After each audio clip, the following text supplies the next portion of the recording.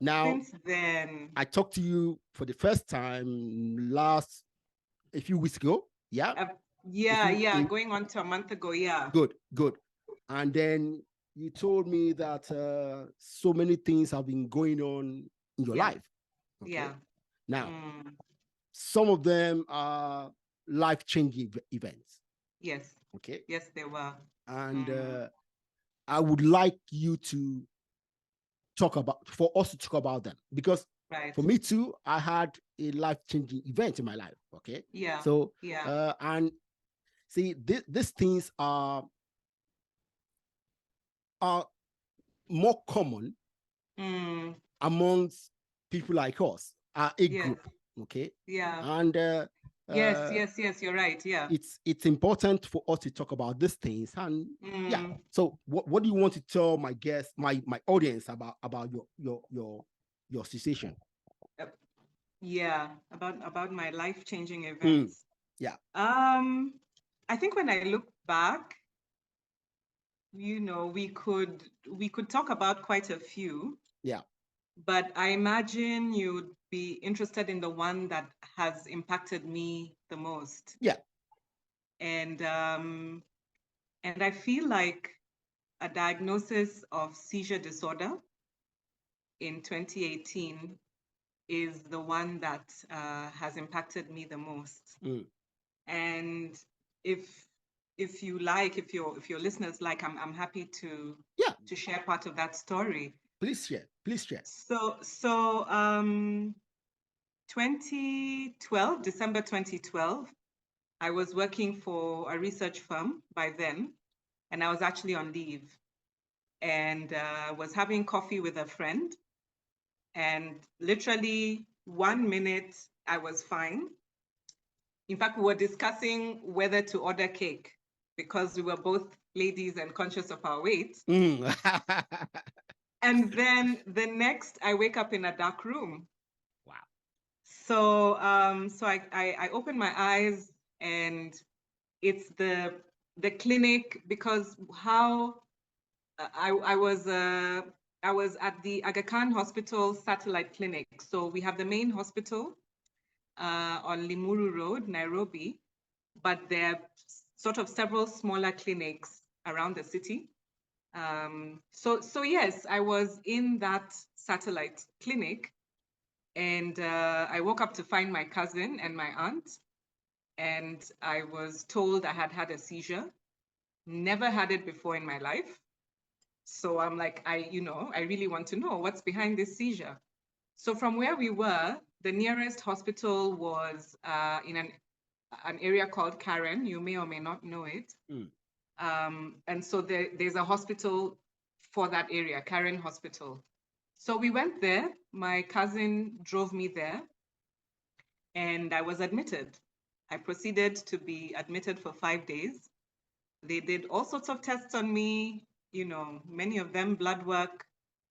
And by the time I was discharged, I was misdiagnosed with a heart condition. So by then, my parents didn't stay in Nairobi. My mother had come up during the week while I was in hospital. So when I was discharged, I connected with her, and we told ourselves, I remember telling ourselves, we are not experts, but it doesn't sound like a heart condition can lead to a seizure, But this is the hospital, they know best. So we went to see the heart specialist, were given medication, but then we proceeded to see some neurologists on our own. Yeah. All right. So we made a few appointments. And while that was going on, my parents would speak. My father was out of Nairobi, and he's the one who suggested India. And at the time, I was like, no, this is Kenya. We're developing. We're going to find out what is wrong with me. But the reality was I didn't know by then.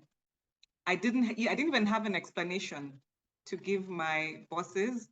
This was going on to the end of January. Remember, I've been on leave from December. Yeah. I was due to go back early January. I didn't know what was wrong with me. So we proceeded to make arrangements, and I left for Bombay. What happened was our family doctor, who is based out of Nairobi, we conferred with him a bit, and he suggested that we go to a similar family setup in Bombay, as opposed to, you may or may not be familiar with famous hospital chains in India. So Apollo, all these, where you're forced to see the whole panel. Yeah. You know, if Ekene is diagnosed with this, he must see, you know, only the Apollo doctors. But this way they felt, you know, you have a central point, and then they can actually get you the best care. Okay. So we thought, okay, that's a good idea. We went, we found a small hotel nearby. They proceeded to take our blood work on that side. And when I actually got the diagnosis, it was a brain tumor, and it was a cancerous one. Wow. So my mom is here in Nairobi. She was busy with planning my you know, the wedding of a good friend of my younger sister. So till now, she's like, I think we were both in shock, because, you know, that's not news that you take lightly. Yeah. But, you know, she's like, you know, you do what you have to do kind of approach. So we told now the family doctor, and proceeded. That was, I remember the diagnosis came on a Thursday. So we went to see a neurosurgeon, and we were booked for surgery on the following Monday. So I mean, you can imagine I had all these feelings, and being a lady, I was like, I was in braids. So I'm like, are they gonna cut my hair? You know, there were all these questions, and valid questions. Yeah. So I go in, I went under for 7 hours. I woke up, you know, did recovery in the hospital. I woke up in ICU, spent the rest of the recovery at the hospital, main hospital, and then I was discharged and proceeded to recover. Now, that section of that story ends with the fact that because it was cancerous, I needed to have a biopsy, you know, studied. So they advised me to go to a larger facility, which had the equipment to test the biopsy, and that I would get the results a few days later. But then I stayed on an extra week, and I was really upset, because I'm like, come on, you know, if they found even a trace of cancer, I would be grounded in India for treatment. Yeah. So God is so good. Though I didn't get the actual slip, how they do it in India is that you make a case for the treatment that you're going to prescribe for your patient. And they couldn't agree on me needing either chemotherapy or radiotherapy. So, so with that news, I was able to come back to Kenya, and to Mombasa, which is where my family was based. Okay. So we made a point to go and check in on my family doctor. By this time, you know, I'm on work mode. You know, I was in touch with my colleagues before I went under. You know, and I'm telling them, you know, I'll see you soon. And then our family doctor says, no, you're not going to see them soon.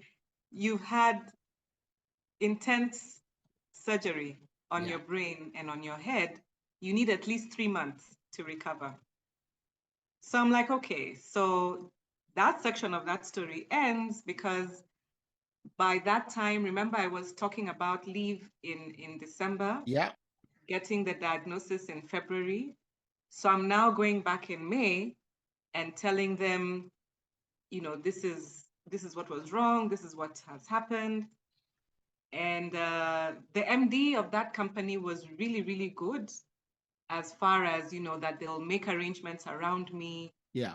You know, because one of my concerns was perhaps it was the pace of the office. I had to make the difficult decision to resign on medical reasons.